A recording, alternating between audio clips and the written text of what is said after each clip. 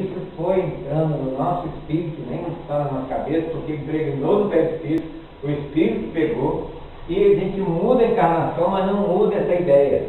Porque o espiritismo não existia ainda. E mesmo o espiritismo ainda está difícil. O espiritismo é muito novo, né? 150 anos não é nada para entender.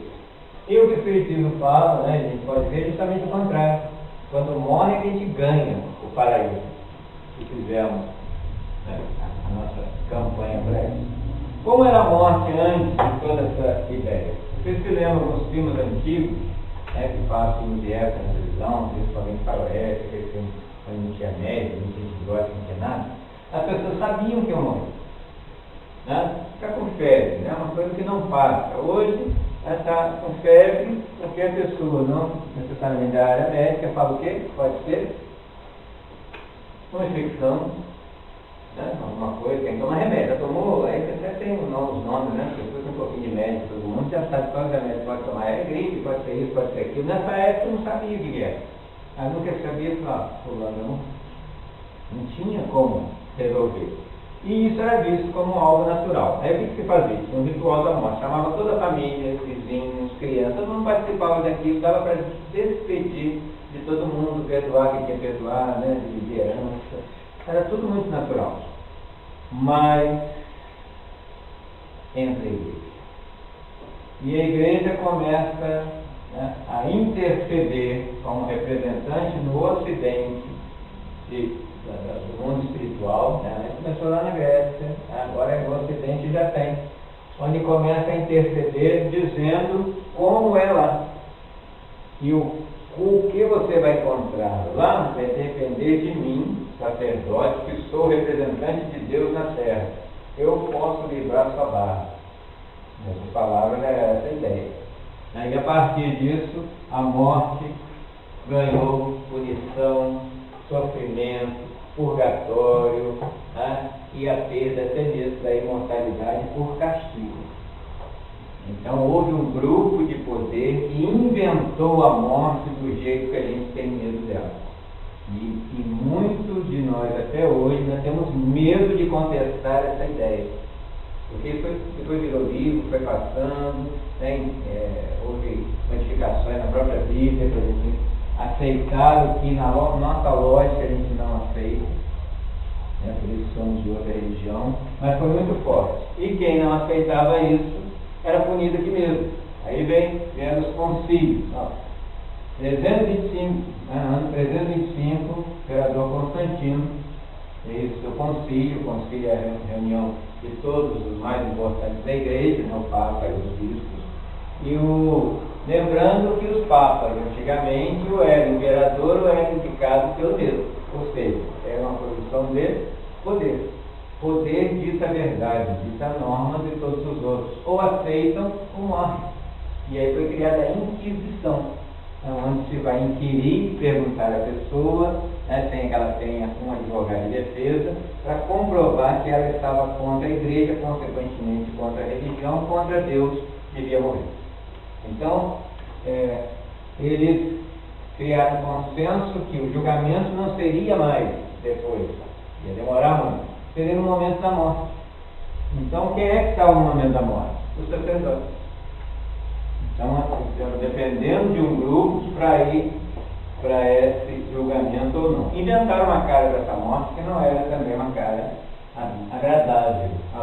Hoje fala da morte, é uma cara de caveira num manto e com uma foice. E criou-se o termo ceifar vidas. Agora imagine, como é que você vai ter uma ideia bonita da morte e quem vem te buscar é isso? É difícil. Porque geralmente morre à noite, né? Você à noite querendo morrer, olha para um lado e vê isso vindo te buscar, você não vai, né? Você agarra, morre mesmo. Mas você agarra no corpo ali que não sai de jeito nenhum. E olha que interessante, junto com essa ideia, existiam as pestes, né, que estavam matando, né, dizimando a sociedade, a Inquisição torturando e matando. Então não tinha alegria, né, era só coisa ruim, ia morrer para um lugar pior ainda do que já estava. Então a morte foi um objeto de domínio por muito tempo. Né? Você vai morrer, mas eu posso garantir para você um lugar melhor. Até hoje eles vendem tesouro, terreno no céu.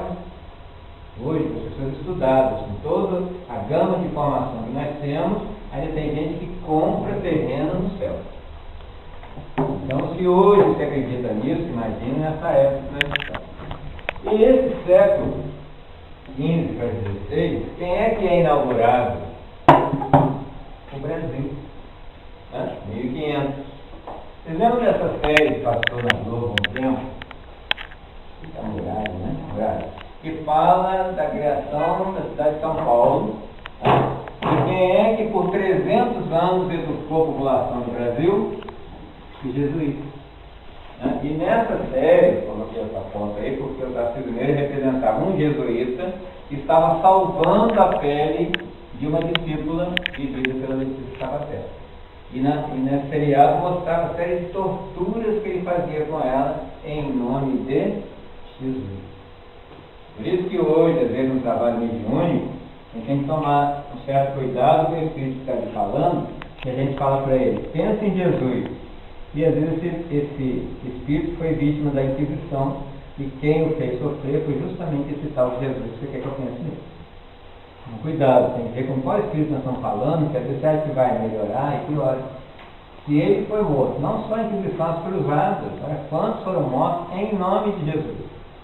E aí você chega, né, depois de 300 anos do lado de lá e vem com uma comunicação, você fala, pensa em Jesus, aí não resolve, aí xinga mais ainda.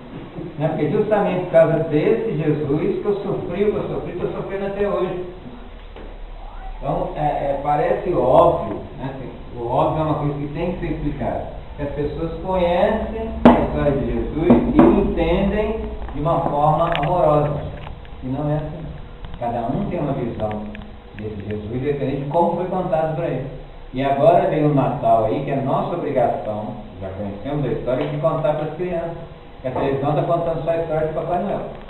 Né? Agora, a sessão da tarde, a semana deve passar. Santa Claus, São Inácio, cada história do Papai Noel.